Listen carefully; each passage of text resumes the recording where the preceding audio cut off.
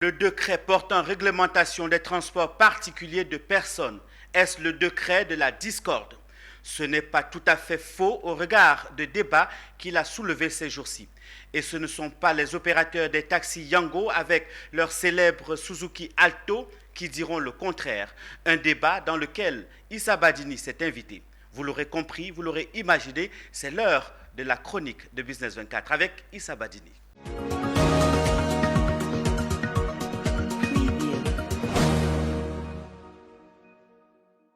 Qui en veut à nos célèbres taxis Yango?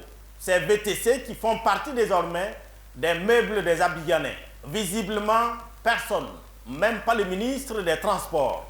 Seulement visiblement, car ce décret numéro 2021-860 du 15 décembre 2021 de l'État du Côte d'Ivoire portant réglementation des transports publics particuliers de personnes qui vient de faire surface depuis peu à travers l'autorité de régulation du transport intérieur annonce clairement la messe de requiem de ces voiturettes en calibrant le secteur des VTC.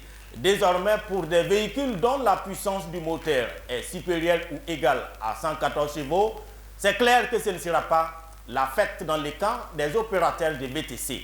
Pire, c'est la fin tout court du business de centaines, voire de milliers de personnes qui pensaient naïvement, c'est certain maintenant, que leur ère de gloire avait sonné. C'est mal connaître le système qui, en l'espace d'une assise, a sorti la guillotine réglementatrice. Seulement voilà, que faire de ces Suzuki Alto désormais maudits, dont la valeur marchande, si le décret reste en l'état, n'excéderait pas le coût d'une miche de pain. Réglementer un secteur d'activité, c'est bien, c'est même très bien. Mais fallait-il attendre autant de temps et laisser des économies, souvent d'une vie entière s'engouffrer dans une affaire au vu et aussi de tous avant de la restreindre ou le rendre purement illégale? L'on se rappelle encore de l'affaire dite d'agrobusiness où des centaines de personnes se sont cassées les dents avant que l'État ne réagisse. Ne dit-on pas que gouverner c'est anticiper? Ceci étant, ce décret a des conséquences immédiates, sinon trois.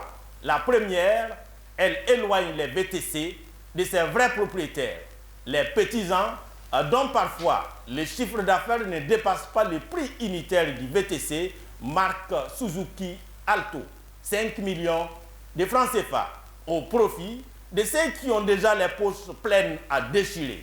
La seconde, la chute brutale et vertigineuse des ventes de ce modèle de voiture.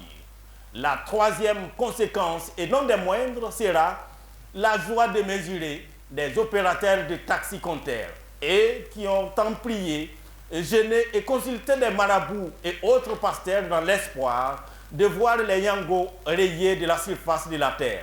À défaut de cette solution radicale qu'ils attendaient du ciel, ces décrets sonne comme une justice réparatrice pour les promoteurs de taxis qui vivaient mal le plus que deux poids deux mesures qui prévaut dans le secteur du transport urbain. Reste à savoir si leur joie ne sera pas de courte durée dès lors que le ministre des Transports a opéré un repli, semble-t-il, stratégique face au tollé provoqué par l'appel à l'application du dit décret. À bientôt.